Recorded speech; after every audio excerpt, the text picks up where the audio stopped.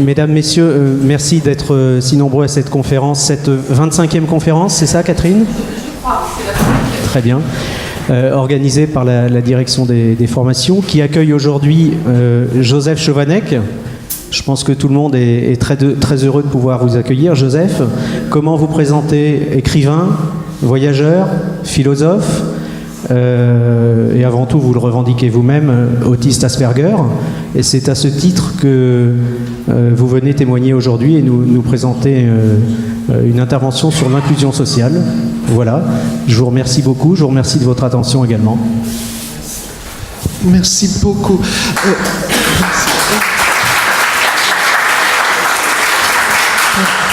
Merci beaucoup. Merci à vous pour votre présence. Merci de m'avoir invité. Permettez-moi de dire que ma joie est grande aujourd'hui de pouvoir partager ce moment avec vous. Et je dois vous dire que j'ai été toujours très touché par le professionnalisme, la rigueur des équipes de l'Ordre de Malte que j'ai eu la chance de rencontrer. Je crois que c'est un peu fort. Pardon. Merci. Et donc, si vous le voulez, nous pouvons commencer par un petit voyage. Un voyage un peu loin de la France, mais pas tellement que ça. Un petit voyage en Croatie. Alors pourquoi cela ? C'est très simple. Parce que pendant les décennies de régime communiste, on a mis au fond des bois, dans de géants asiles psychiatriques, toutes les personnes qu'on ne voulait pas voir. Et maintenant, avec l'entrée de la Croatie dans l'Union européenne, le gouvernement croate repense totalement sa politique du handicap et mise maintenant sur l'accompagnement des personnes vers la meilleure autonomie possible, vers, comme on dit aujourd'hui dans le jargon, l'inclusion. Et il y a un film qui a été fait sur cette transition telle que les personnes la vivent ou la perçoivent. Alors c'est un long métrage, donc il est hors de question de le regarder ici. Nous ne verrons que quelques images, quelques séquences un petit peu brèves, mais néanmoins je crois que nous aurons un petit aperçu. Alors, au tout début, il y a des sous-titres. Alors, franchement, la version française des sous-titres est maladroite. Je suis confus. Ce n'est pas comme ça qu'on devrait le dire. Mais bon, des millions de personnes handicapées mentales vivent dans des établissements. Regardons là-dessus.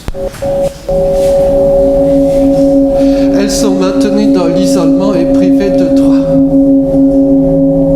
En Croatie, on leur a récemment donné le droit de retourner dans la société. Voici quelques images dures.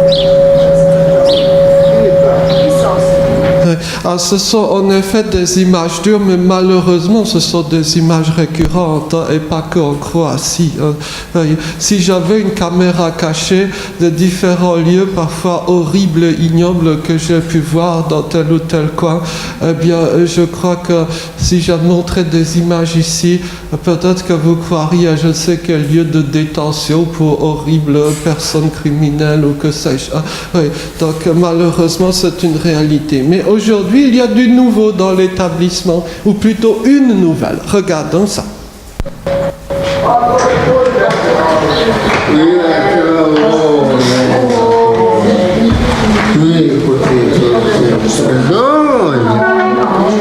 La nouvelle, c'est cette dame vêtue de blanc assise sur la chaise. Que vient-elle faire là ? Elle vient faire passer des interviews à toutes les personnes de l'établissement. Pourquoi ? Parce qu'il s'agit de concevoir ensemble leur projet de vie. Voyez, ces gens-là ont des rêves, des projets, y compris projets professionnels d'ailleurs, et il y a aussi la nécessité dans leur vie autonome future de préserver les liens interhumains qui se sont tissés. Oui, ces gens-là sont parfois depuis des décennies dans cet asile, donc il s'agit évidemment de préserver les liens amicaux entre les personnes. Et c'est la tâche, entre autres, de cette dame vêtue de blanc. Malheureusement, les choses sont très compliquées. Encore une image un peu douloureuse, mais hélas réaliste. Regardons ça. Ajde sad razmisli šta još voliš raditi. Je ne prétends pas jouer au magicien, mais quand je vois le visage de notre jeune camarade, je pense pouvoir dire qu'il a connu la camisole chimique de façon musclée pendant des années, ce qui induit à long terme ce type de mouvement relativement typique. Hélas, dans le jargon, peut-être qu'on parlerait de symptômes extra-pyramidaux, mais peu importe. Je crois même dire que ça sent le Haldol. Ça, vous voyez, donc, qui induit entre autres des contractions de la mâchoire qui vous déglinguent les dents à long terme, etc. Vous voyez, donc malheureusement, ce sont des réalités que beaucoup de mes camarades ont connues et que j'ai moi-même connues puisque j'étais pendant quelques années sous diverses camisoles chimiques. Vous voyez, mais le temps passe et après beaucoup d'efforts collectifs de toute l'équipe, eh bien vient le grand jour où enfin les gens quitteront l'asile psychiatrique de l'époque communiste ou titiste. Et ça se passe à peu près comme ceci. Alors, ce sont des images que je trouve très touchantes. On peut juste regarder quelques secondes. Il faut évidemment que je retrouve ça. On y va.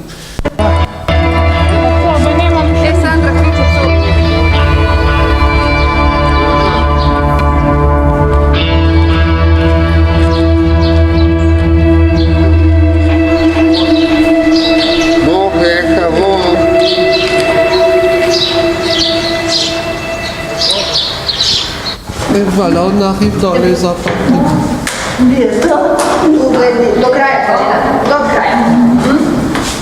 Evo cure, Simina, pa ti si bila već, odi. Samo radi. Ja sam bila. Nie, cijeli zabieg će biti. Donc cette dame d'un certain âge, on la voit d'un bout à l'autre du film, elle a passé presque toute sa vie dans des asiles psychiatriques et maintenant peut-être pour la première fois elle voit tout le panorama de la capitale, donc Zagreb. Le film continue, il y a plein de moments très touchants, très émouvants, mais je crois que le film peut nous poser une question fondamentale. Qu'est-ce que l'on vise quand on travaille avec les personnes dites différentes? C'est un terme très relatif, mais est-ce que l'on vise à ce que les personnes dites spéciales soient confinées dans des lieux spéciaux entourés de spécialistes? Je reprends la phrase à mon ami Charles Gardou. Ou bien est-ce que l'on vise un travail vers la meilleure inclusion possible? Et ce sont deux choix politiques. Et je crois qu'on devrait se poser cette question beaucoup plus qu'on ne l'a fait. Et cela mériterait peut-être un débat politique fondamental. Après tout, on perd beaucoup de temps politico-médiatique à des sujets sans importance. J'avais des mots beaucoup plus grossiers qui me venaient à l'esprit.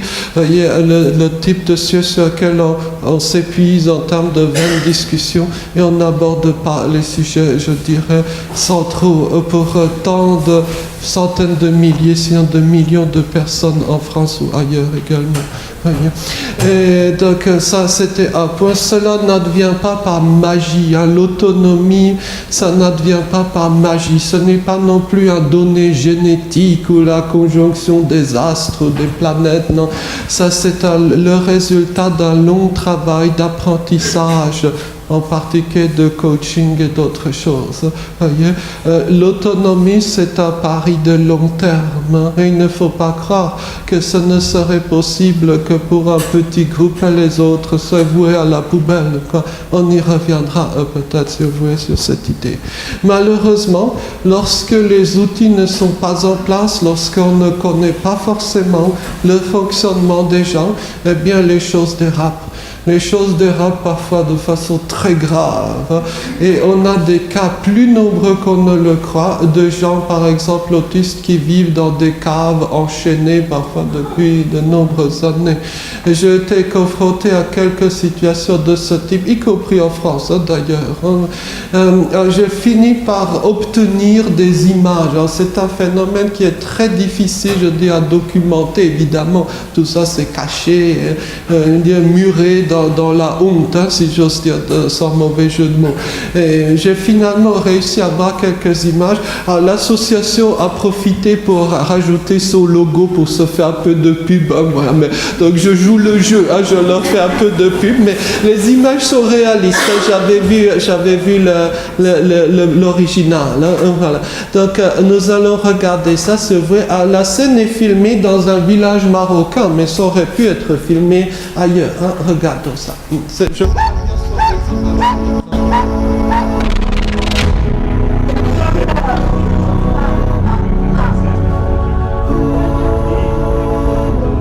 Depuis leur naissance, c'est pour les protéger. C'est pas une sanction, c'est le protège de lui-même en fait. Si les mains sont bloquées comme ça. Donc le petit bambin, à force de passer presque toute sa vie attaché, donc vous le voyez, ses mains sont quand même très gonflées, enflées. Hein. Et puis il a aussi des déformations des articulations à force d'être toujours dans la même position. Passons. Parce que ses mains sont attachées, pour éviter justement de se frapper encore.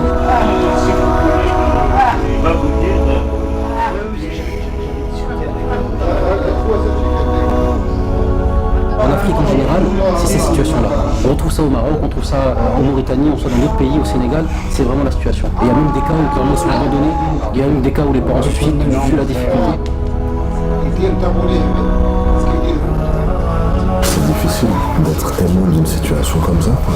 Un sentiment d'impuissance, de gâchis, surtout toutes ces souffrances-là amassées dans cette pièce, et on le sent dès qu'on arrive. Ça incarne en chair et en os des choses que j'ai entendues, que j'ai vues, mais qui brisent le cœur, quoi. Nous, quand on voit ça, la question qu'on doit se poser en nous-mêmes, c'est moi, qu'est-ce que je dois faire pour agir? C'est ça que normalement on doit faire quand on voit ça. Voilà, donc bon, les images bien sûr sont violentes, mais la réalité l'est parfois au moins autant. Je crois qu'il y a deux conclusions qu'on devrait éviter de tirer de ce genre de vidéo. Une première conclusion qui est trop facile à mon avis, c'est de dire les parents sont des monstres. C'est un peu facile de le dire ça. Je crois que plutôt c'est un symptôme, un cas symptomatique de situation dans une détresse, de parents dans une situation absolument catastrophiques qui n'ont pas de solution et qui donc finissent par s'emmurer et s'enfermer dans cette situation sans issue. C'est plutôt comme ça que je le lis. Parce qu'en matière d'autisme, en matière d'un certain nombre de handicaps, la bonne volonté ne suffit pas. Il est nécessaire d'avoir un certain nombre d'outils conceptuels et autres pour que les choses se déroulent au mieux. Et peut-être une deuxième conclusion à éviter, ce serait celle de croire que, par exemple, l'enfant que nous avons vu, eh bien, il est comme ça par nature, hein, qu'il y aurait, en d'autres termes, deux sous-espèces de gens autistes, les entre guillemets agités ou voués à l'enfermement ou que sais-je, les autres, les petits génies bling-bling, extracteurs de racines 13e à la Silicon Valley. Hein.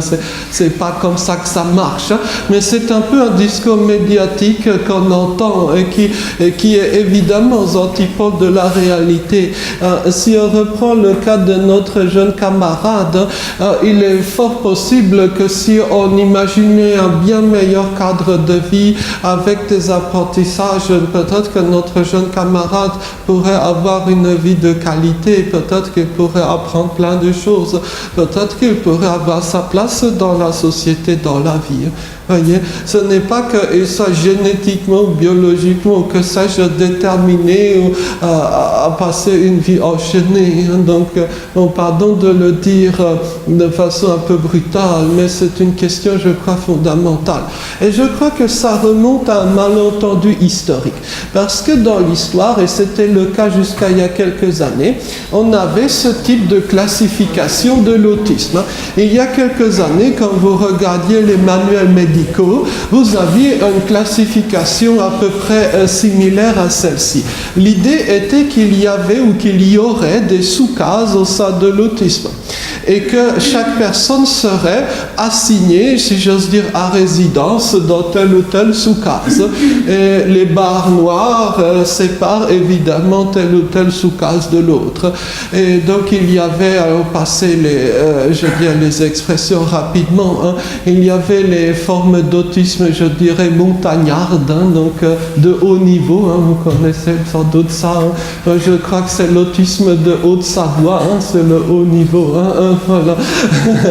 Puis on avait la plantation aux asperges, hein, désormais très célèbre. Puis on avait une soukaz qui m'amusait beaucoup, c'était les troubles autistiques non spécifiés, hein, non spécifiques. Ça c'est quand le docteur ne sait pas, hein. Imaginez la scène.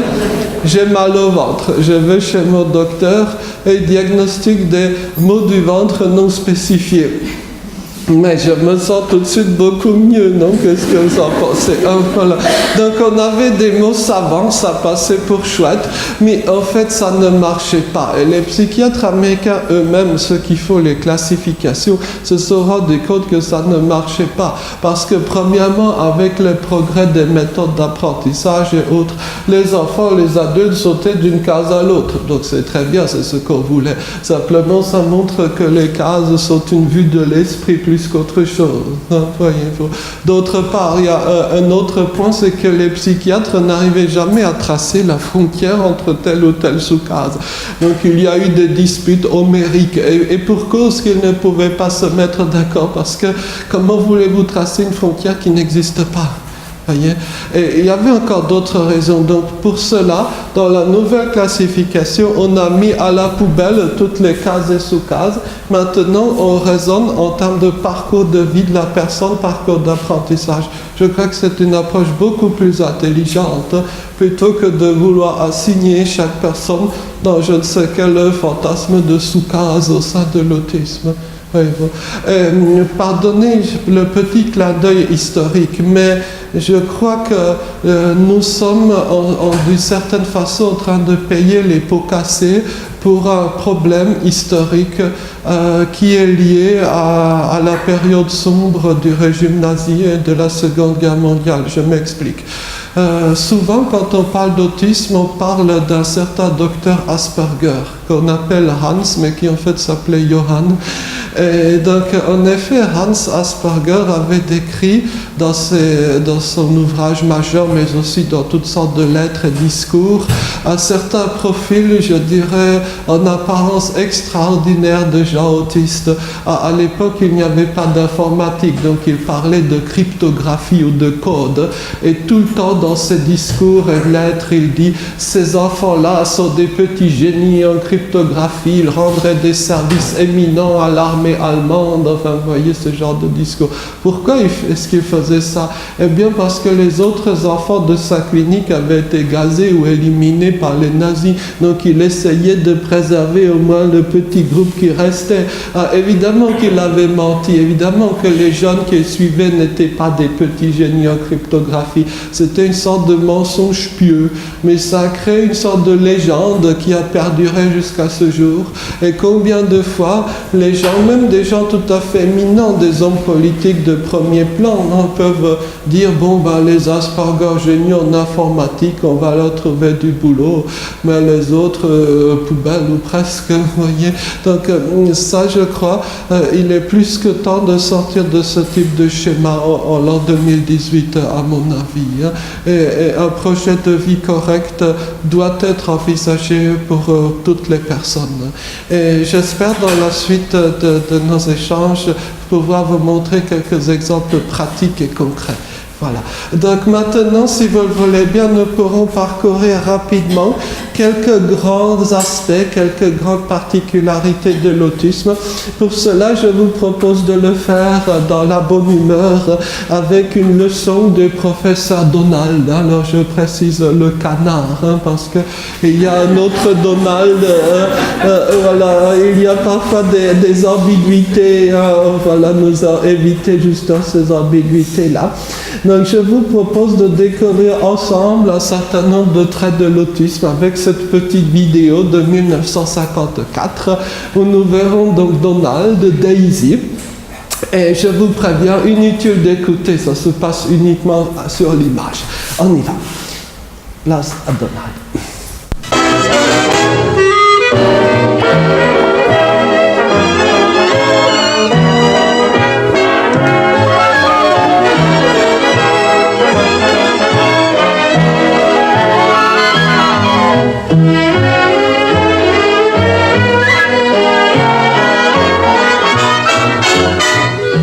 February the 29th. Dear Diary, this morning was much like any other morning, and when I took my usual walk, I had no idea that on this day... Voici Daisy qui est en train de lire un livre intitulé « Comment attraper un mari ». Bon, c'était le monde d'hier, comme dirait Zweig. Allons-y. I was destined to find the girl of my dreams.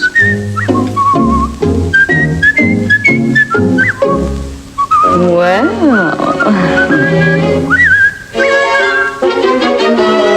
La la la la la la la la.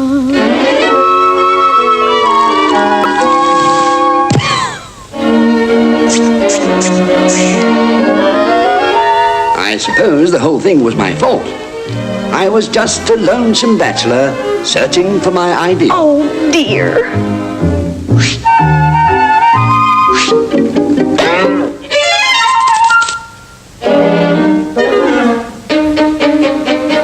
Ah, yes, I'm quite impulsive by nature.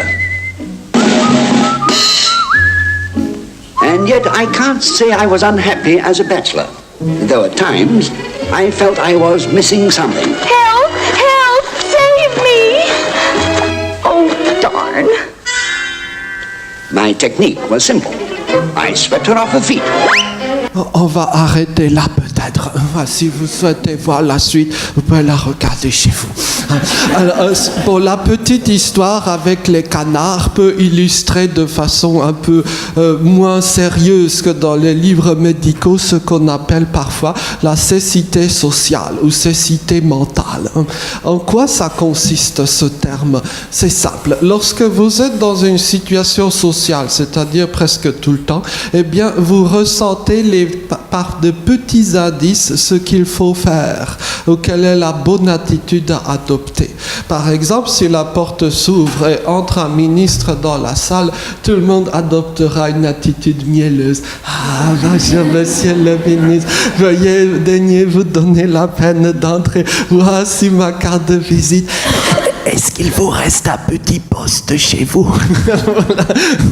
Donc, bon, je me moque un peu, mais vous voyez un peu le principe de fonctionnement. Par contre, les gens autistes, non. Les gens autistes ont généralement la même attitude avec tout le monde. Il n'y a pas de passe-droit. On pourrait raconter plein d'anecdotes. Voyez. Donc, en apparence, cela vous, je dirais, exclut du jeu social. Mais dans les faits, c'est un atout dans la création d'une société plus juste. Voyez. Et souvent, d'ailleurs, dans les traits autistiques, on ne sait pas, à vrai dire, s'il s'agit de quelque chose entre guillemets pathologique ou s'il s'agit au contraire d'un atout. C'est toujours entre les deux. Ça donne un côté assez fascinant, la découverte du monde de l'autisme. Mais bon, passons. Mais d'ailleurs, les gens autistes en général ne reconnaissent pas qui est le plus important dans un groupe. Vous, chers amis, vous avez l'aptitude, en regardant un groupe de gens, de deviner qui est entre guillemets important. Voyez. Et vous vous dirigerez vers lui d'abord, vous imiterez d'abord cette personne-là. Et les gens autistes, non. C'est aussi très intéressant à observer. Ça peut contribuer à expliquer l'un des paradoxes amusants. Il y a peut-être autant de personnes autistes que d'hommes politiques ou d'élus politiques en France, mais ce ne sont pas les mêmes. Vous voyez. Il n'y a pas d'autistes en politique. Parfois, quand je dis ça, les gens croient à une blagounette de mauvais goût, mais quand on réfléchit au sujet, je crois que c'est assez fertile en découverte par rapport à l'autisme. En fait, l'autisme et la vie politique, c'est presque aux opposés et aux antipodes. En termes de refus du mensonge, pardon, j'étais déjà trop loin. Voilà. Mais la vidéo, en fait, est beaucoup plus riche que ça. L'histoire des canards, ce n'est qu'un tout petit aspect. Revenons à l'une des scènes, la scène avec les parfums. Voyez, et là, nous allons tout de suite voir qui dans la salle est de notre petit club ou pas. Non, je plaisante. Franchement, qui a vu que l'un des parfums s'appelait Ecstasy? L'avez-vous remarqué? Non. Voilà. Vous avez suivi l'affaire des canards, quoi. Mais quand il y a des amis autistes dans la salle, alors souvent, l'une des choses qu'ils remarquent, c'est que ce parfum-là a un nom bizarre, Ecstasy. Et donc certains se jettent par exemple sur Google pour vérifier si le produit était légal à la sortie du film. Bon, c'était légal parce que ça n'existait pas, en fait, c'est une coïncidence sémantique. L'autre jour, lors d'une rencontre publique, il y avait un camarade autiste qui était assis au premier rang. Et quand j'avais montré cette image-là, il avait commencé à pousser des cris, il était très mal à l'aise. Mais ce n'était pas à cause de Ecstasy, c'était pour une autre raison. Pour le parfum bleu, vous voyez, il y a le D final du nom du parfum bleu qui ne devrait pas apparaître. En bonne logique physique, le parfum noir devrait cacher le parfum bleu, du moins cacher le D du parfum bleu, voyez. Mais visiblement, le graphiste qui avait fait l'image avait mal calculé l'espacement des lettres, que sais-je, donc il a rajouté un D un peu sauvage, illogique, on va le dire comme ça. Voilà. Vous me direz, tous ces petits détails, ça peut vous pourrir la vie. En effet, oui, quand vous voyez les petits détails, votre vie peut devenir très compliquée. Mais ce peut être aussi un atout, y compris professionnel. Si d'emblée, vous voyez les petits bugs de l'image, au lieu de vous laisser perturber par je ne sais quelle sauterie de canard, eh bien, donc là, ça représente un atout dans beaucoup de métiers, hein, voyez, et pas que dans l'informatique, comme on le dit parfois. Hein, voyez, dans quelques minutes, si vous le voulez bien, nous regarderons ce qui se passe dans les usines agroalimentaires d'Andros. Hein, c'est un exemple parmi d'autres. Et là, nous verrons comment ce type d'aptitude-là représente un atout majeur pour les personnes et pour l'entreprise en tant que telle. Voyez. Mais ce n'est pas fini. Je crois que ici Daisy a fait une erreur. Hein. Elle a mis une robe rouge. Le rouge n'est pas en général la couleur favorite des gens autistes. Alors, il y a toute la gamme des possibles. Chez certains, c'est juste une sorte de signe d'absence de goût esthétique. Mais chez d'autres, la couleur rouge peut véritablement induire une souffrance neuronale. Bon nombre de mes camarades autistes, par exemple, ne peuvent pas lire un texte écrit en rouge. Voyez, ça crée un véritable stress majeur. Hein. Bon. Et à l'inverse, chers amis, dans quelle couleur s'habille Donald? En bleu. Hein. Vous ne connaissez même pas la peine de remettre l'image. Hein. Le bleu est en effet la couleur préférée des gens autistes. Quoi. Voilà. Là aussi, c'est lié à des questions de formation de la rétine. Bref, passons. Également, les parfums, ce n'est pas forcément une bonne idée. Hein. Quand vous avez un nez très sensible, et c'est le cas de beaucoup de gens autistes, les odeurs d'alcool, c'est assez insupportable. Je n'ai jamais bu d'alcool dans ma vie. Hein. C'est mon petit truc secret pour me faire des amis musulmans. Sauf que ça ne marche pas très bien parce qu'en fait souvent eux ils boivent et donc ensuite ils me prennent pour un extrémiste. D'ailleurs je devrais faire attention avec le concept d'autistan, parfois ça fait penser à je ne sais quel pays dangereux quoi. Donc, bon, par les temps qui courent il vaut mieux être prudent. Hein.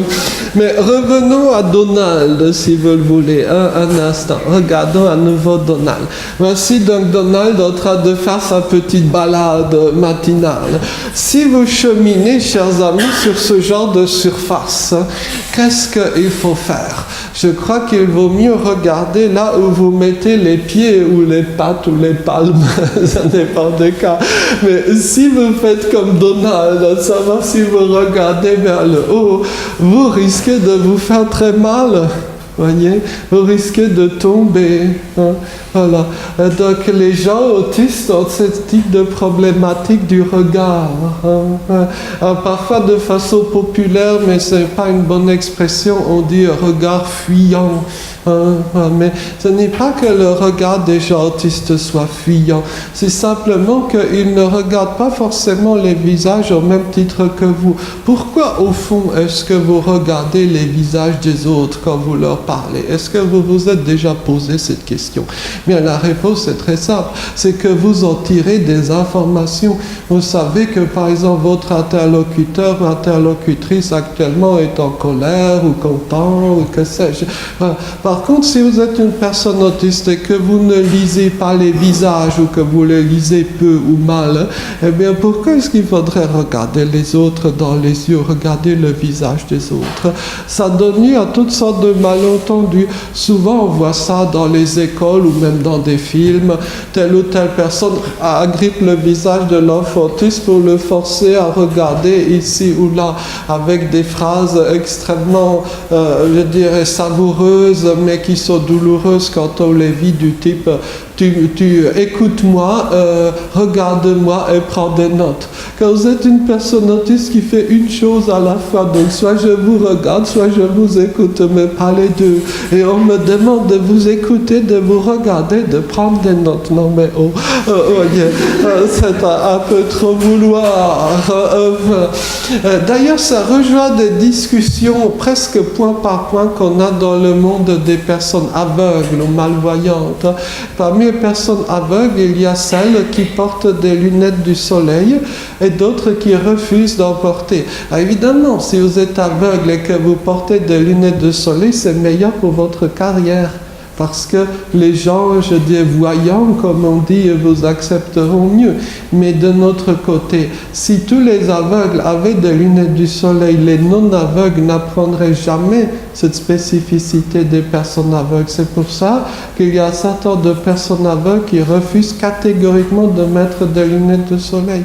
Et ce sont ces gens-là, à mon avis, qui font un véritable travail pédagogique auprès de la population générale. Malheureusement, ces gens-là ont payé le prix en termes de carrière. Vous voyez. Donc c'est à peu près la même problématique. Je crois que plutôt que de forcer ou tenter de forcer la personne autiste à regarder ici ou là, eh bien, peut-être qu'on devrait créer une société où les gens accepteraient ces différentes modalités de fonctionnement. Voyez, faut. Alors, ça, on pourrait dire que c'est un détail. Non, ce n'est pas un détail. Je vais essayer d'argumenter. Premièrement, c'est un signe qui apparaît quasiment dès la naissance. Si vous avez un bébé ou un très jeune enfant non autiste, vous le regardez, que fait-il? Il vous regarde. Sauf quand il dort, évidemment, c'est autre chose. Vous tirez la langue. Que fait-il? Normalement, le bébé, presque dès la naissance, tire la langue aussi. Voyez? Et si vous lui souriez, il va sourire aussi. Pas les bébés ou très jeunes enfants autistes, à 90% de probabilité environ. Oui. Donc il s'agit véritablement d'un marqueur qui montre, rien qu'à ce trait-là, cela montre bien que l'autisme, c'est pas un truc psy avec la mère, comme ceci ou comme cela. Oui. C'est une spécificité de fonctionnement bien plus générale. Mais ce n'est pas tout. Dans notre société, on a toutes sortes de croyances. Par exemple, la croyance que les menteurs ne regardent pas dans les yeux. Alors c'est évidemment faux parce que les vrais menteurs vous regardent fixement dans les yeux pour ne pas passer pour des menteurs justement. On a des exemples saisissants en politique d'ailleurs. Bon, je n'en dirai pas plus, mais vous voyez un peu à quoi je pense. Voilà. C'est l'ironie du sort, c'est que ce sont les personnes autistes qui ne mentent pas, qui passent pour des menteurs. Voyez. Aussi, un point qu'on n'aborde jamais, ou même deux points qu'on n'aborde jamais, lors des contrôles de police ou de gendarmerie qui sont très violents et qui dégénèrent, dérapent très souvent avec les personnes handicapées ou autres. Voyez, le fait de ne pas regarder notre interlocuteur en uniforme dans les yeux, rien que ça aggrave considérablement votre cas. Voyez, les scènes deviennent parfois très violentes. Sans évoquez le problème de la compréhension littérale des questions. Exemple, alors un peu fictif, parce qu'en général, les gens autistes n'ont pas le permis de conduire. Mais imaginons, vous êtes une personne autiste au volant, les gendarmes vous arrêtent et vous demandent « Est-ce que vous avez bu ?» Quelle est la seule réponse possible à la question? Ben oui, vous avez bu, hein, avant-hier, vous avez pris un soda, voilà.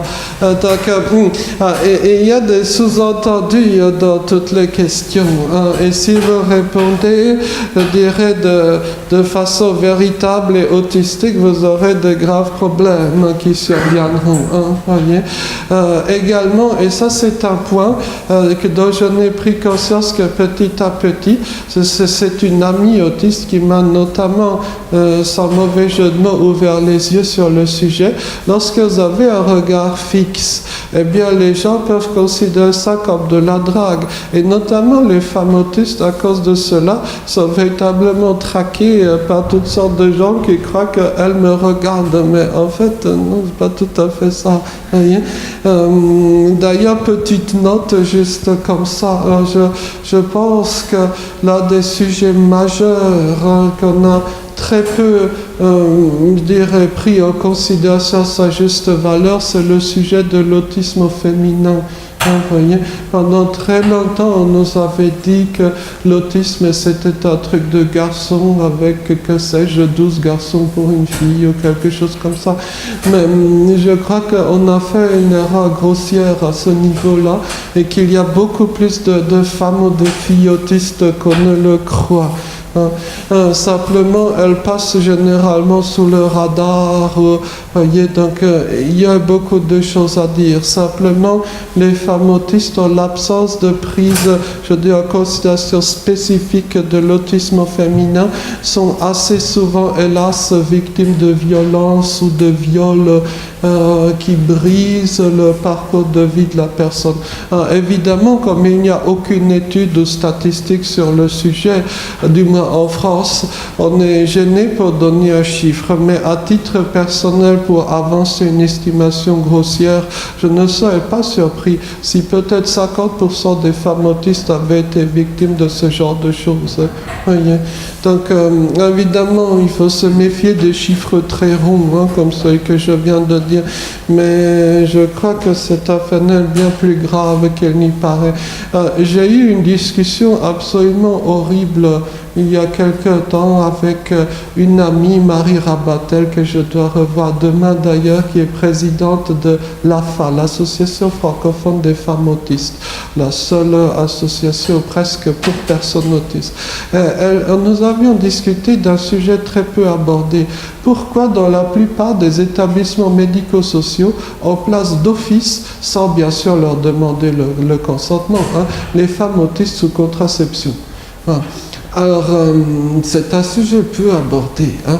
La réponse que Marie avait proposée, je la formule telle qu'elle. Hein, c'est, évidemment, il y a un côté de provocation dans la phrase, mais elle est peut-être malheureusement plus réaliste qu'on ne le croit parfois. C'est pour que tel ou tel responsable puisse s'amuser sans conséquence. Hein. Voilà. Ce n'est pas toujours vrai, mais malheureusement dans certains cas, oui. Voyez. Donc, voyez, il y a parfois un monde entre, je dirais, les beaux discours angéliques sur les autistes géniaux qui extraient des racines 13e et la réalité du vécu, je dirais, de la majorité des gens. Hein. Donc, gardons peut-être ça en tête. Autre chose, Donald, un chapeau ici. À quoi ça sert un chapeau? Un chapeau ou une casquette de nos jours, c'est génial, parce que ça coupe les agressions lumineuses qui viennent du haut, c'est-à-dire la majorité. Dans beaucoup de salles, l'éclairage n'est pas conçu pour le profil autistique. Et donc, d'avoir une casquette ou un chapeau, ça peut améliorer de façon conséquente votre qualité de vie. Et c'est l'un des sujets, je dirais, pour moi, chauds du moment, c'est d'essayer de convaincre les gens dans l'éducation nationale ou dans les écoles en général, pour qu'un enfant autiste puisse garder une casquette ou quelque chose comme ça en classe, par exemple. On se heurte à divers règlements qui n'ont pas du tout été conçus pour le profil autistique. Mais néanmoins, je crois, c'est peut-être un combat à mener. J'ai parlé de chapeau, casquette, mais les questions sensorielles vont bien au-delà. Ce serait une thématique pour une journée entière que les questions sensorielles. Permettez-moi d'amener un autre aspect. Après la casquette et le chapeau, il y a un autre outil qui peut bien nous servir, c'est cela. Alors, c'est ce qu'on appelle un casque anti-bruit. Il y a bien sûr différents modèles. Je ne veux pas faire de la pub pour un modèle plutôt qu'à l'autre. Il se trouve que j'ai celui-là. Je l'ai parce qu'on me l'a offert. Ce sont les appels. Vous connaissez les appels qui me l'ont offert. Je suis radin jusqu'au bout.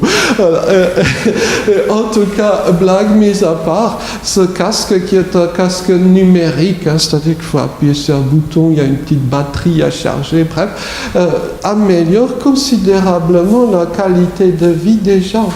Par exemple concret, vous êtes en voiture ou dans un train, il y a le bruit du moteur ou des rails, tout ça peut être très difficile à gérer pour une personne autiste. Avec ce genre de choses, cela améliore de beaucoup votre confort et diminue accessoirement le nombre de crises ou de troubles du comportement.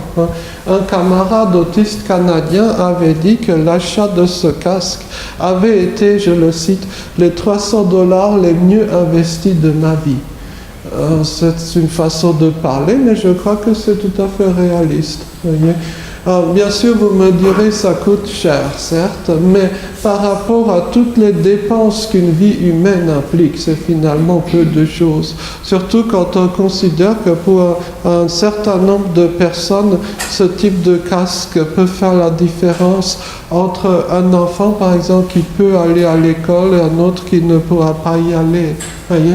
Et pour les adultes, c'est plus la même chose. En tout cas, à titre très personnel, je ne pourrais plus fonctionner ou vivre sans ce type de casque. Comme je passe beaucoup d'heures tous les jours dans toutes sortes de moyens de transport, donc c'est plus qu'utile. D'autres personnes autistes vont encore plus loin et ont par exemple des lunettes teintées.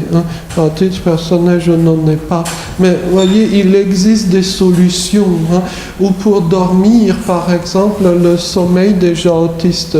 Elles sont très problématiques, en particulier, mais pas que, pour des raisons sensorielles. Donc dormir avec des boules qui peut être une nécessité pour un certain nombre d'entre nous. Voyez, c'est juste un exemple parmi d'autres. Il y a aussi des problèmes du sommeil qui sont liés, je dis, à la biologie spécifique des gens autistes. On en reparlera si vous avez des questions sur ce sujet par la suite. Oui. Mais en tout cas, je crois qu'on peut considérablement améliorer la qualité de vie des gens autistes et donc accessoirement résoudre ce que l'on appelle les troubles du comportement. Et voyons ça avec un exemple très concret. Alors, je suis, chers amis, depuis quelques années en train d'accumuler tous les documents possibles sur les compétences et activités des personnes autistes non verbales, donc qui ne parlent pas.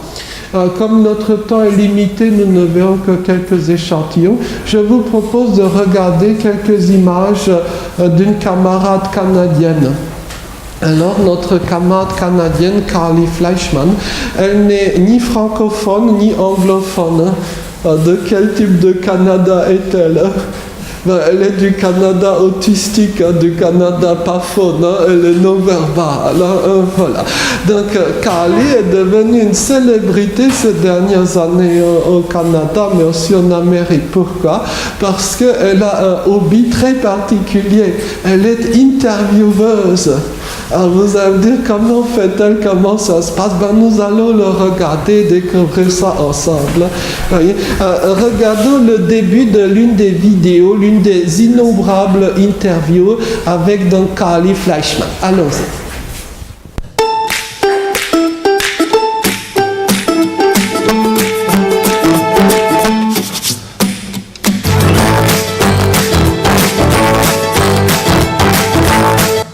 Voilà donc son nom, Carly Fleischmann. Le nom de sa chaîne YouTube s'appelle Speechless, donc sans parole. Vous me demanderez pourquoi il y a ces points bleus. Mais c'est simple, notre camarade s'exprime en tapant sur des claviers. Et si vous voulez taper le mot speechless au clavier, vous devrez appuyer là où il y a les points bleus. C'est un peu le braille autiste, si je plaisante. Alors également, vous remarquerez, il n'y a pas de majuscule dans le petit texte. C'est pour une raison simple. Si vous mettez une majuscule dans ce texte, ça va totalement déstabiliser l'harmonie visuelle du texte. Les gentils sont parfois très sensibles à ces choses-là. On peut donner beaucoup d'exemples, mais passons, on n'a pas le temps. Et donc voici son invité du jour. Regardons juste les premières secondes. I would like to introduce you to my first guest ever. He has been a stripper, a police officer, a secret agent, a reporter, a boyfriend to many, and soon he will dump his wife to be with me. I welcome Channing Tatum. Voilà, donc début de l'interview. Donc vous avez compris un peu le principe. À ce qui paraît, le gaillard que l'on voit est très connu. Pas connu de moi, évidemment, comme je ne vais jamais au cinéma, mais on m'a assuré que c'était une célébrité. Peut-être.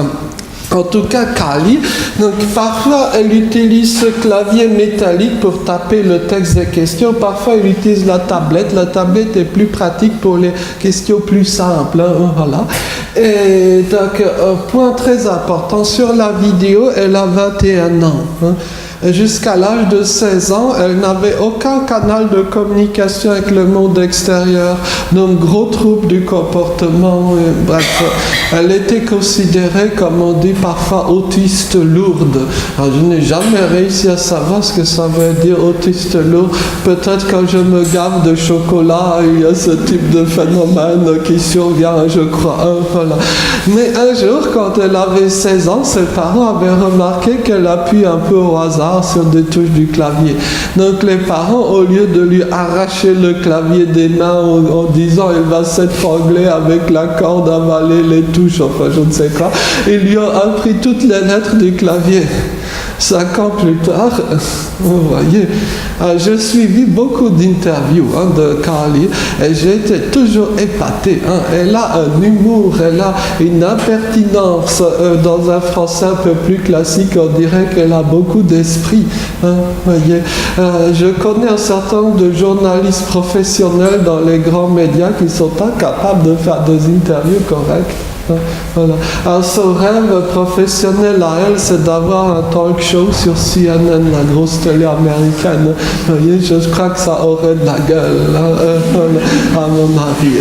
Voilà. Donc, c'est un exemple parmi d'autres, mais qu'est-ce qu'on peut en retenir? Peut-être deux choses. Premièrement, ce qu'on appelle les troubles du comportement, ce n'est pas un symptôme de l'autisme. Et c'est encore moins un signe de prétendu niveau d'autisme. Voyez, les troubles du comportement sont l'expression soit d'une absence de canal de communication, soit d'un cadre et un lieu de vie correct qui convient pour la personne en tant que telle. Voyez, les gens autistes, c'est pas Ebola. Il faut pas tenter de les confiner derrière 3 grilles de sécurité avec des blindages de je ne sais quoi.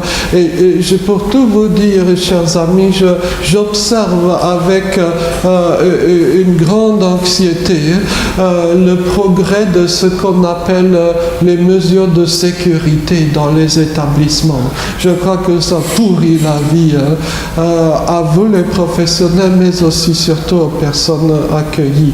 Par exemple, je suis à titre personnel devenu un ennemi du système dit de badge, où toutes les portes sont verrouillées et cela aboutit à une baisse catastrophique de la qualité de vie des personnes qui se retrouvent le plus clair du temps bloquées et avec en plus en permanence ces idées, je dirais, de hiérarchie parce qu'il y a les gens valides qui ouvrent toutes les portes et vous êtes un sous-homme parce que vous êtes bloqué devant chaque porte.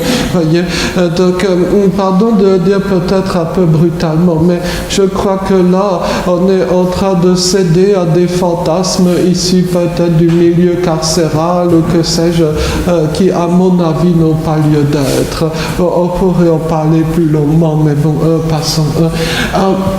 L'autre chose, dernière remarque sur Kali, notre camarade a fait des apprentissages absolument géniaux. Je suis absolument ravi et touché par tout ce qu'elle a pu faire. Donc un grand bravo à elle. Mais je crois que nous avons compris qu'elle restait très vulnérable.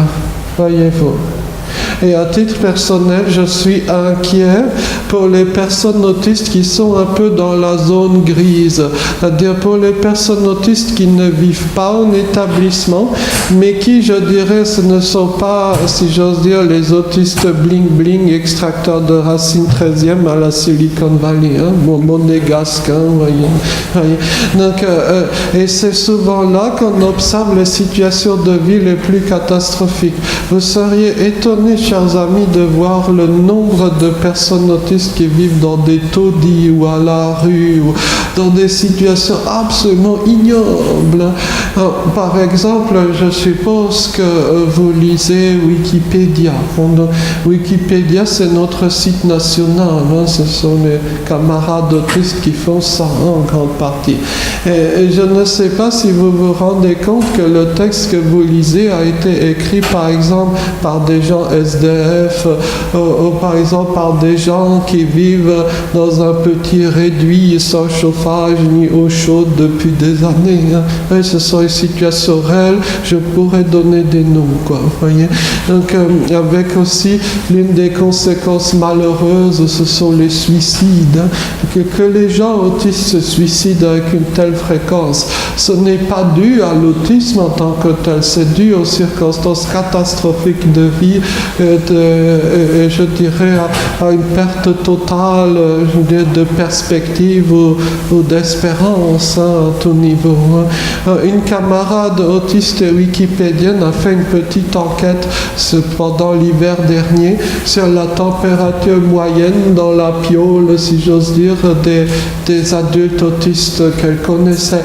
Le résultat était de 13 degrés. Ce n'est pas que les autistes aiment le froid comme on disait au 19e siècle sur les fous, c'est pas ça. Simplement qu'il n'y a soit pas du tout de chauffage, soit pas de sous pour le faire fonctionner, ou les deux. Voyez. Donc là, on est véritablement face à cette zone grise et je suis très inquiet qu'il y ait ce discours maintenant médiatico-politique depuis quelques mois qui prend de l'envergure sur la suppression, je dirais, des derniers filets de sécurité, je dirais, sociale ou autre, avec l'idée que ces gens-là devraient être, je ne sais quel manager d'entreprise high-tech à la Silicon Valley, vous voyez. Donc, je crois qu'il y a une profonde méprise sur la réalité des profils des personnes concernées. Mais voyons peut-être quelques images bien plus plaisantes. Nous reviendrons en France à présent et je vous propose de voir ce qui se passe près de Chartres, dans l'une des usines du groupe Andros. Alors, Andros, vous connaissez, ce sont les fabricants de beaucoup de bonnes choses, dont je suis d'ailleurs grand consommateur, l'autisme lourd, c'est ça. Et donc, je vous propose de voir ce qui se passe un matin tout à fait typique, justement près de cette usine. Et ensuite, nous pourrons en parler pendant quelques instants. Voilà, départ. Voilà, donc l'usine commence un peu sur la gauche, on ne la voit pas encore, et tous ces gens-là viennent pour travailler à l'usine. Alors la question à 1000 €, c'est de savoir qui est autiste et qui ne l'est pas. Enfin, vous aurez du mal à le dire parce que justement, il n'y a pas de ségrégation. Il y a des gens autistes, il y a des gens non autistes qui travaillent là-bas. Et donc je vous passe les détails familiaux que peu importe à la rigueur. Le patron d'Andros, Monsieur Dufresne, a décidé d'embaucher des gens autistes non-verbaux. C'était le critère. Donc ils ne parlent pas. sauf un Nicolas qui lui est verbal, mais c'est un cas particulier. Hein, voilà. Et donc, voici, il travaille avec les autres dans l'usine. Vous allez me dire, mais comment est-ce que ça se passe? Est-ce que c'est de la magie? Non, c'est pas de la magie. C'est juste une question d'organisation rationnelle. En situation, regardons quelques images. Alors, j'espère tomber sur les bonnes images parce que, voyez, parfois je promets des choses et ensuite on n'a pas. Regardons comment ça se passe concrètement. Qui a adapté tous les postes de travail aux spécificités des travailleurs autistes. Donc, par exemple, un aménagement de couleurs en fonction des références des différents produits, où les références, ça va être écrit sur les piles de carton. Là, c'est écrit. Oui, traditionnellement, dans ce genre d'usine, tout est écrit en petits caractères sur je ne sais quelle étiquette sur les cartons. Mais ce n'est pas satisfaisant. Donc, ils ont créé un système à base de couleurs ou de pictogrammes qui rend la tâche bien plus facile à tous les travailleurs, autistes ou pas. Et ils ont également des agendas visuels. Regardons ça. Et donc nous, au sol, on fait un marquage au sol pour les approvisionneurs de l'usine et nous pour les jeunes en couleur et en gros pour les chiffres, pour qu'ils puissent se repérer, où chaque référence correspond à un produit, à une référence de produit. Par exemple, là, c'est pour les risottos, là, c'est pour les cheesecakes, là, c'est pour les crèmes à la vanille, et ainsi de suite sur tous les produits qui vont être faits au sein de l'usine. Et les garçons vont avoir une feuille avec toutes les références répertoriées dessus, avec les couleurs et les chiffres. Voilà, donc il y a les feuilles, il y a aussi des agendas sur les murs. Bref, tout a été conçu de A à Z. Pour reprendre l'expression de Monsieur Dufresne, le patron, eh bien, jadis, ce qui était un épais bottin téléphonique, à savoir les manuels de sécurité que personne ne lisait parce que c'était 500 pages en petits caractères, eh bien, eux, ils l'ont reformulé, je cite le patron, en manuel de montage de meubles Ikea. Et ça profite à tout le monde, hein? Ça profite à tout le monde dans cette affaire. Hein? Et très vite, on s'est rendu compte de toutes sortes de choses rigolotes sur les gens autistes. Premier constat, je revois la tête de Monsieur... Je revois la tête de Monsieur Dufresne lorsqu'il avait découvert ça. Les autistes ne se mettent jamais en grève. Ben oui, ça c'est... De nos jours, c'est plus qu'appréciable. Alors, d'ailleurs, petite parenthèse à ce sujet, vu le nombre d'autistes qui se passionnent pour les chemins de fer ou les trains, j'ai des idées de réforme de la SNCF. Voilà. Mais bon, passons. Voilà. Autre aspect que Monsieur Dufresne a découvert, les gens autistes ont d'une grande fiabilité. Par exemple, à une étape donnée de la fabrication des yaourts, il faut mettre dans un bac 4,9 kg de sucre. Alors, quand vous mettez des non-autistes à ce type de poste, eh bien, au bout d'un moment, ça passera à 6 kilos ou à 3 kilos selon l'âge du capitaine, la météo du jour et l'humeur. Ou alors, par exemple, quand il arrive au bout d'un sac de sucre, il a la flemme d'en prendre un autre, donc on reste à 3 kilos de sucre. Ensuite, la composition des yaourts varie, c'est retoqué au labo, il y a des pertes de sucre avec les quantités industrielles. Ce sont des tonnes et des tonnes qu'il faudra payer à la fin de l'année. Par contre, si vous mettez une personne autiste sur ce poste-là, ce seront toujours 4,9 kg de sucre, précisément, pas 5,2. Ça, c'est très appréciable. Mais il n'y a pas que ça. Voyez. Avec les personnes autistes, tout simplement, vous avez une qualité de vie, une qualité, je dirais, d'existence commune. Avoir une personne autiste ou handicapée dans votre groupe de travail et toute l'ambiance générale s'améliore. Une fois, un journaliste avait posé à Dufresne la question suivante: et si jamais l'autiste entre en crise? Vous voyez. Et là, Dufresne a été impérial. Il avait répondu: eh ben, je vais le virer. Sauf que ça ne s'est jamais passé jusqu'à ce jour. Il a viré des non-autistes terroriste. Il faut faire attention à ce que je dis, parce que peut-être que les syndicats vont monter des actions, les autistes nous prennent le boulot, vous voyez, le moustachu pas content, avant partir une mauvaise blague. Mais en tout cas, ce que je veux dire par là, c'est que les personnes qui ont été embauchées chez Andros, ce ne sont pas, si j'ose dire, ces espèces de fantasmes d'autistes multiplicateurs de nombres extraordinaires, monégasques, bling bling. Ce sont des gens de masse femmes, vous voyez, selon les cas. Voilà. Et j'ai été frappé de constater finalement la qualité de vie qu'une personne pouvait avoir. Ils ont des logements très corrects, plus que corrects. Des logements que beaucoup de personnes valides n'auront pas, quand vous travaillez pour un petit salaire, vous n'avez pas forcément, du moins dans une grande ville, les moyens de vous loger correctement. Ils ont un accès à des loisirs, là aussi tout à fait intéressant. Et je pense que c'est un exemple assez touchant de voir comment une personne, en apparence ayant je ne sais quel type de handicap, peut avoir une qualité de vie correcte pour tout le monde. C'est possible, cela demande juste un certain nombre d'efforts, un travail commun parfois sur la longue durée. Et puis un peu, si vous voulez, pour finir, j'allais vous montrer encore une autre image et ensuite nous aurons un temps d'échange si vous le voulez bien. L'objectif c'est pas que je baratine indéfiniment. J'allais vous montrer une image de quelqu'un que vous connaissez à coup sûr. Il s'agit du nain Simplet. Et j'aime beaucoup le nain Simplet. Voilà. Alors, le coup de génie de Walt Disney lorsqu'il avait fait le film Blanche-Neige en 1937, ça avait été de donner une personnalité aux nains. Dans les versions antérieures de Blanche-Neige, les nains étaient une sorte de masse assez indistincte. On disait par exemple les nains sont venus, voilà. Mais avec Walt Disney, chaque nain reçoit un nom, une identité, une façon de fonctionner, un tempérament. Alors, mon personnage préféré, c'est le nain Simplet.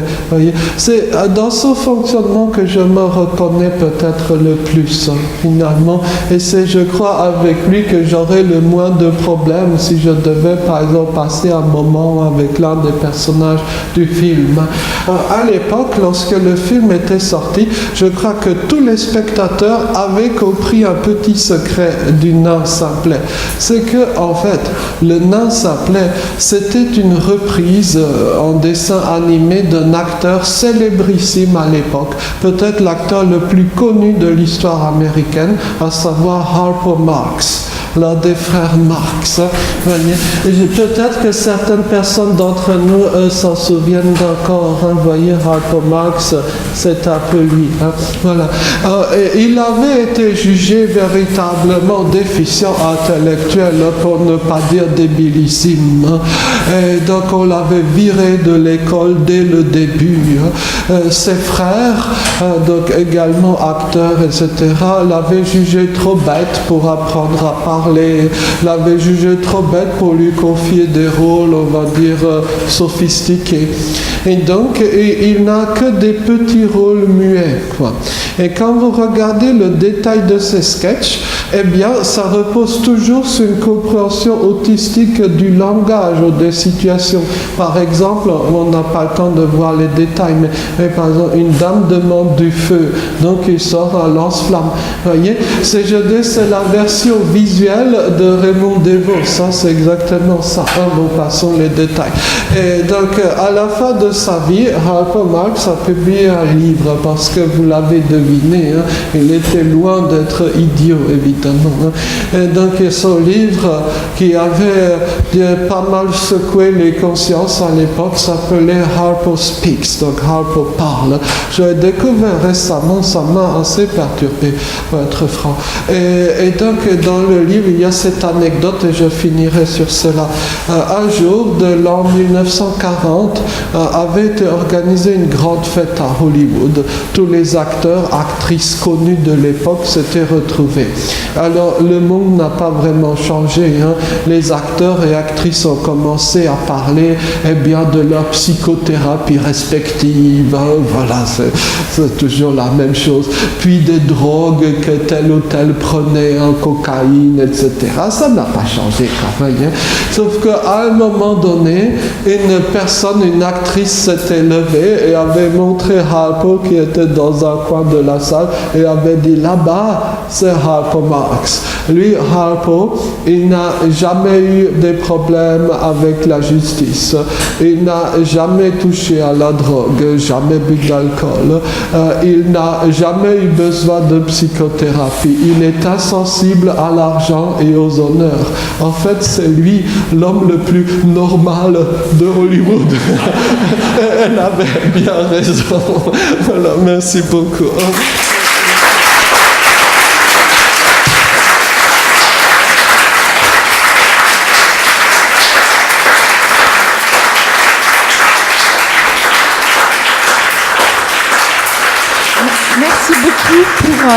Merci beaucoup pour cette intervention passionnante. Si vous avez des questions à poser, ce que je vous demanderai, c'est de parler tout le temps dans le micro, parce que comme c'est projeté en streaming, en direct, en différé, quand on pose des questions sans le micro, on n'entend pas quand on revisionne. Donc j'insiste là-dessus, demandez le micro pour poser vos questions.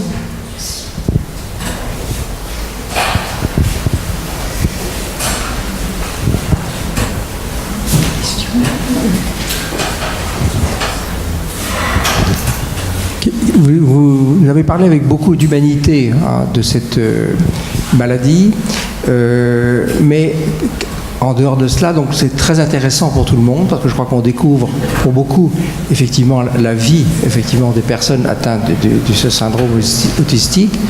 Mais dans votre vie personnelle, dans le fond, vous avez, pouvez nous dire un mot sur votre métier? Merci beaucoup. Merci de vous intéresser au petit cas de votre serviteur. C'est gentil. Je ne suis pas sûr que cette petite histoire soit la plus intéressante, mais pour passer. En fait, je consacre le plus clair de mon temps à rencontrer des gens dans diverses villes, villages du monde, dans des pays riches, dans des pays pauvres, pour parler du handicap et de l'autisme en particulier. C'est ça, et je crois, le gros de mon agenda, on va dire comme ça. D'une certaine façon, je sais que ce n'est pas un métier reconnu, mais je suis saltimbanque, on va dire comme ça, dans l'autisme. Voilà. Je n'ai pas, je dirais, choisi ça parmi une liste d'options. C'est simplement que pendant des années, il n'y avait pas vraiment, je dirais, d'adultes autistes en France qui acceptent ou puissent jouer, je dirais, ce type de petite activité. Donc on m'a poussé, sinon brutalisé, il y a quelques années pour faire ce type de choses. J'avais d'autres projets professionnels. Je voulais devenir prof à la fac en philo. Quand on est paumé dans la vie, on fait philo, en général. Voilà. Sinon, à côté de ça, j'ai un petit boulot. Je travaille pour une radio belge, la première, et pour une radio française, à savoir Europa. Également, j'ai parfois quelques secondes la nuit pour griffonner quelques bouquins. Et surtout, je consacre beaucoup de temps aussi à faire de l'administratif, gérer les déplacements, tout ça, les mails, c'est très compliqué. Par le passé, mais ce n'est plus vrai maintenant, j'ai pendant des années été au service de divers princes de ce monde, si j'ose dire. C'est un peu à cause de ça que je dis parfois des méchancetés sur les hommes politiques. Voilà, on va le dire comme cela, parce que j'en ai déjà trop dit. Voilà.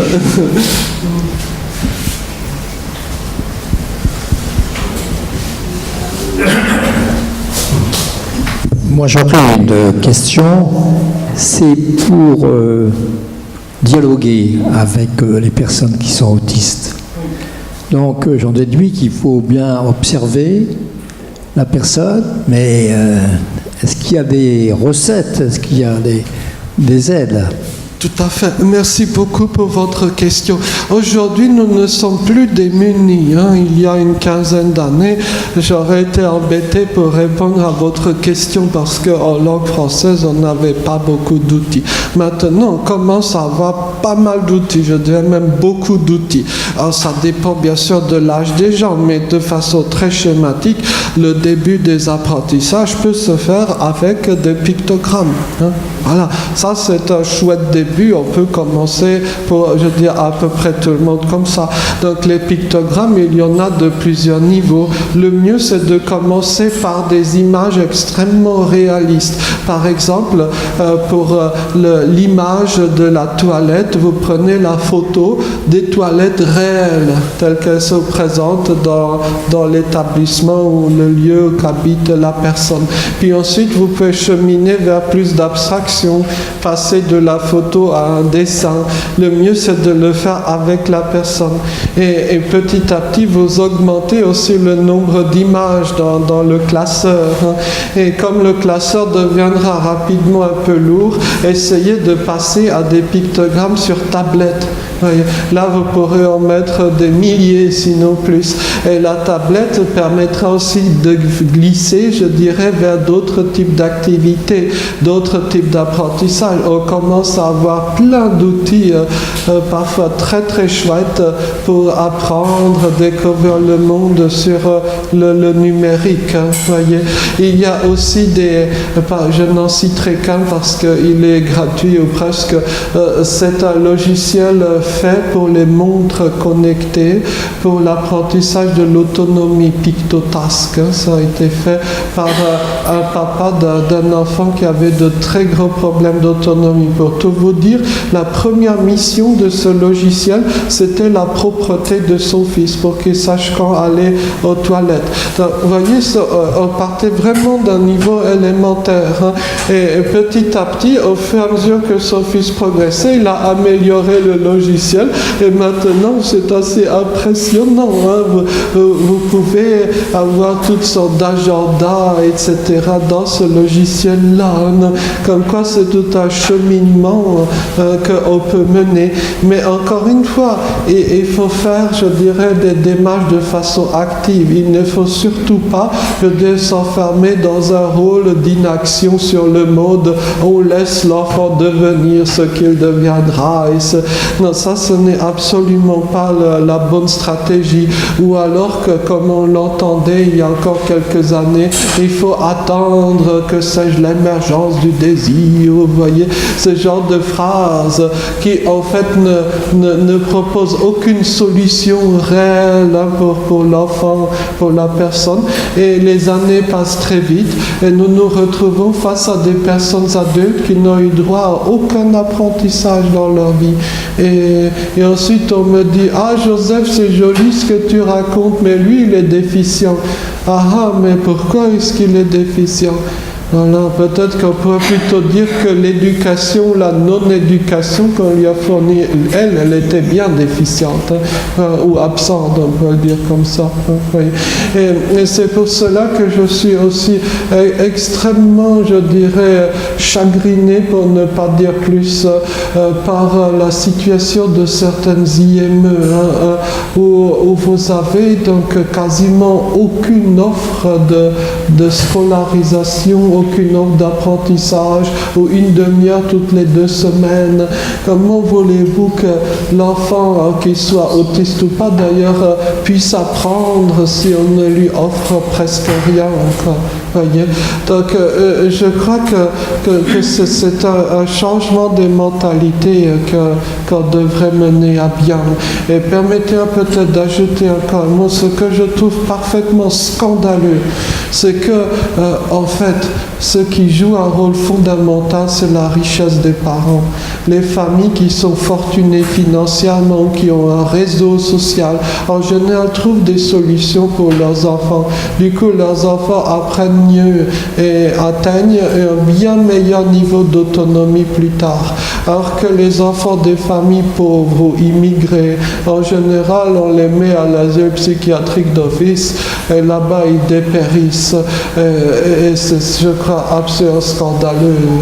Les prétendus niveaux d'autisme, en fait, ça reflète en bonne partie la richesse des parents ou la taille du réseau professionnel ou autre des familles.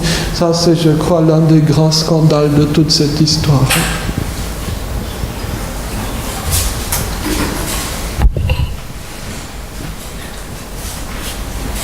Il me semble que le gouvernement actuel a voulu lancer un nouveau plan autisme. On a déjà avancé un peu depuis un an dessus ou pas du tout? Merci beaucoup. Merci pour votre question. Je dirais, par ma courtoisie, j'essaierai de ne pas être vulgaire ou grossier.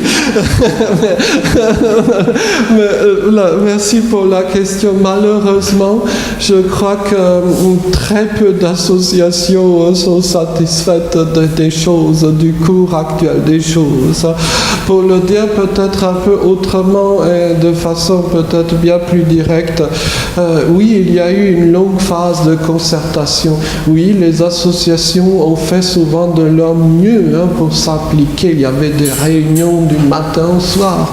J'ai des amis autistes qui vivent au RSA, qui ont payé de leur poche des billets de train pour venir à des réunions à Paris. Bref, c'est tout à fait, il y a eu un investissement. Sauf que quand on regarde le résultat, eh bien, on n'y retrouve pas vraiment nos petits, quoi.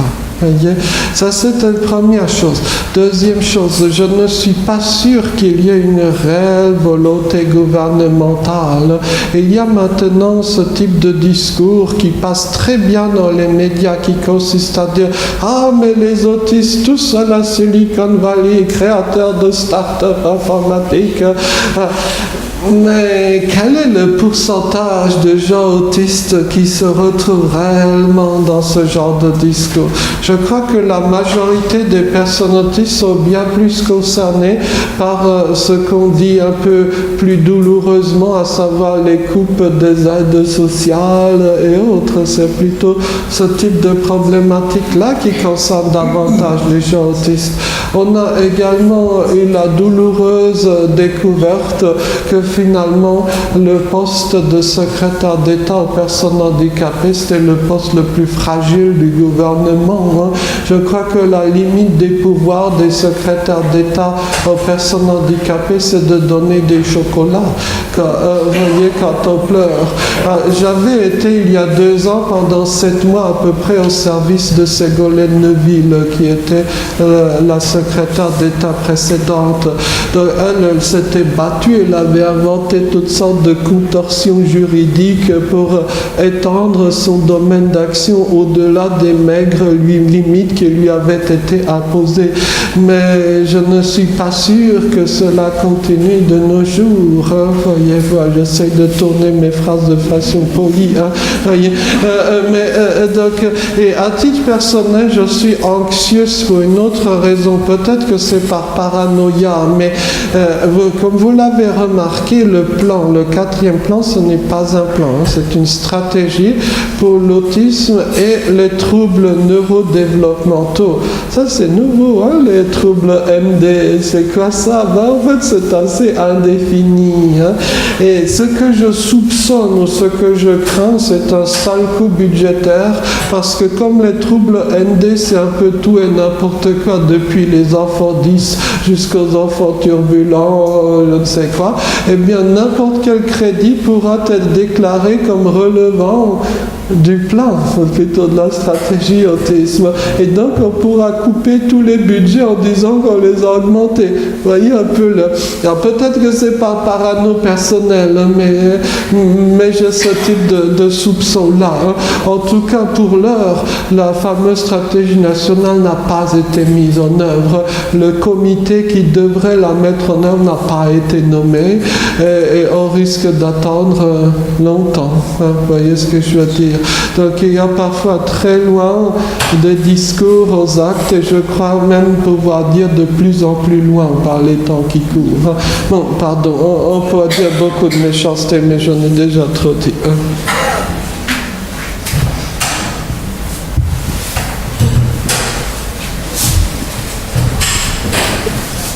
Joseph Chovanec, vous nous avez évoqué toute l'importance de la dimension de l'éducation, alors même que nous sommes financés par le ministère de la Santé. En termes d'enjeux pour des professionnels de terrain, qu'est-ce que vous préconisez aujourd'hui, sachant que les crédits pour la formation, on le voit également. Hein, on le voit également. Nous avons reçu une lettre d'orientation budgétaire et des informations sur des crédits non reconductibles qui, à partir de cette année, ne prennent plus en charge les formations dédiées à l'autisme. Voilà. En tout cas, nous, il nous semble, je parle au nom de mes collègues de l'Ordre de Malfrance, que la formation des professionnels est l'un des enjeux fondamentaux aujourd'hui.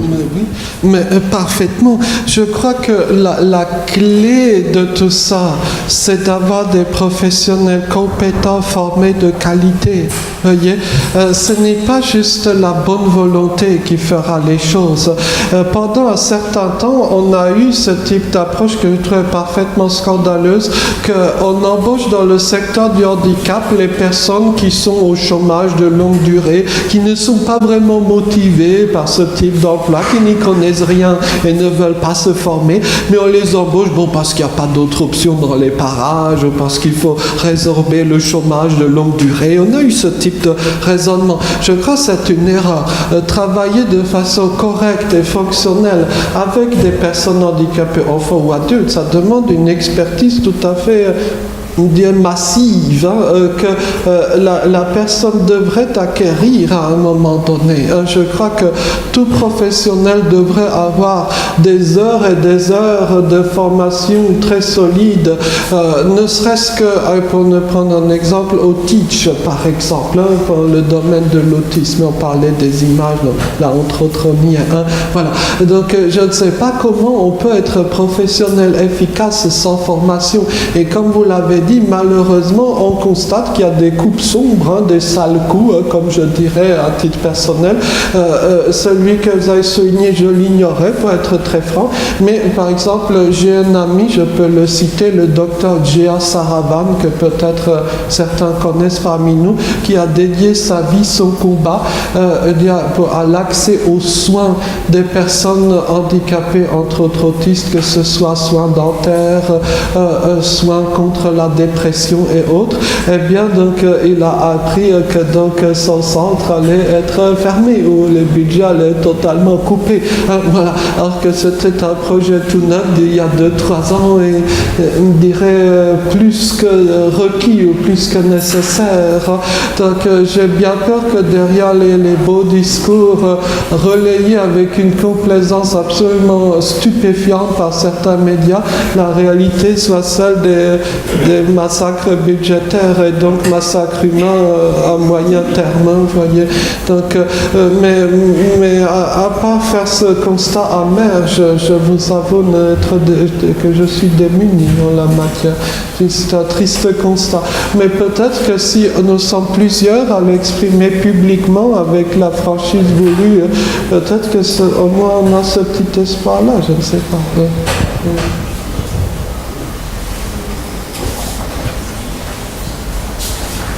Oui, nous arrivons donc à la conclusion de cet entretien. Monsieur Joseph Chovanec, je veux dire, pour nous, c'était vraiment un grand honneur que de vous avoir parmi nous. Je le pense sincèrement parce que le discours que vous nous avez tenu, c'est un discours d'expert peut-être, effectivement, et d'expérience, mais c'est d'abord un discours d'humanité. Et je crois que c'est la vocation de l'Ordre de Malte France, effectivement, que d'être dans l'accueil. Bien sûr, les soins c'est l'expertise, c'est la formation, ça vient d'être dit, mais c'est d'abord l'accueil de la personne reconnue pleine et entière. Donc vous nous avez tenu ce discours, je vous en remercie et nous sommes infiniment touchés des paroles que vous avez prononcées. Merci.